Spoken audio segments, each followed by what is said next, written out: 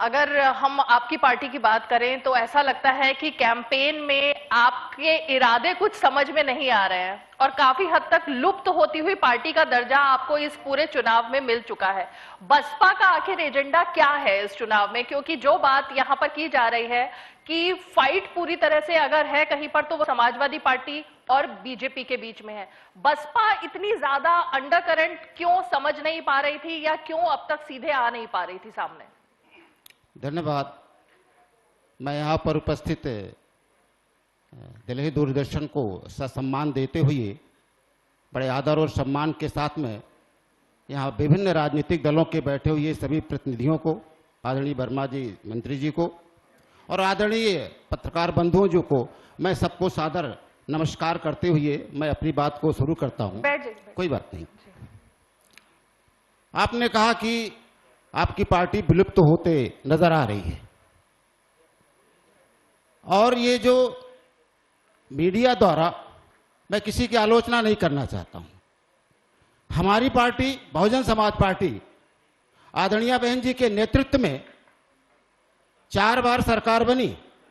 2007 से लेकर 2012 तक पूर्ण बहुमत की सरकार रही हमारी और इस पूर्ण बहुमत की सरकार में शिक्षा के क्षेत्र में जितना अभूतपूर्व योगदान बहुजन समाज पार्टी की तरफ से हुआ, शायद उसके पहले और उसके बाद में नहीं हुआ। दूसरी बात, शिक्षा के बाद चिकित्सा में बहुजन समाज पार्टी नंबर 1 पे रही है। किसी ने चिकित्सा का भी ध्यान नहीं दिया। और सुरक्षा के मामले में तो सुरक्षा के मामले में बहुजन समाज पार्टी में कभी कोई दंगा नहीं हुआ और रात के समय में भी किसी भी समय हमारी बहन, हमारी बेटियां, हमारा भाई कभी भी स्कूल से आ सकता था, कभी भी अपने ऑफिस से आ सकता था। और दूसरों के शासन में अगर आप इसकी तुलना करेंगे तो बैंक से निकलते हुए उसके पैसे रास्ते में छीन लिए जाते थे।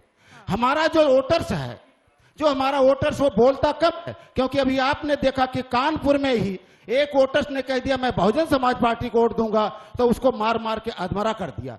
अभी आपने यहाँ कासगंज में एक वोट को देखा, मैं नाम नहीं लेना चाहता हूं। एक वोटर ने कह दिया कि नहीं हम तो बहुजन समाज पार्टी को वोट देंगे, तो उस वोटर को सामने पेपर में इस बात के छपा कि मेरी सरकार को आने दीजिए, अब मैं आपको उठवा लूंगा। बहुजन समाज पार्टी कभी इस पे विश्वास नहीं करती है। हमारी आदरणीय बहन जी कभी इस बात को लेकर के किसी को माफ भी नहीं करती हैं। हमारे पास इतने कार्यकर्ता हैं कि अगर बहन जी का एक ट्वीट भी आता है तो हमारे बूथ लेवल तक के कार्यकर्ता के पास में वे ट्वीट पहुंच जाते हैं। हमारा ज्यादा लोगों की तरह हवाई कार्यक्रम करने में हमारा विश्वास नहीं है। हम धरातल पर काम करते हैं। आदरणीय बहन जी के निर्देशों का पालन करते हुए, सर्वजन हिताय सर्वजन सुखाय की बात करते हुए, सबको सम्मान देते हुए, चाहे वो किसी भी वर्ग का हो, चाहे वो किसी भी समाज का हो, सबको सम्मान देते हुए बहुजन समाज पार्टी काम करती है।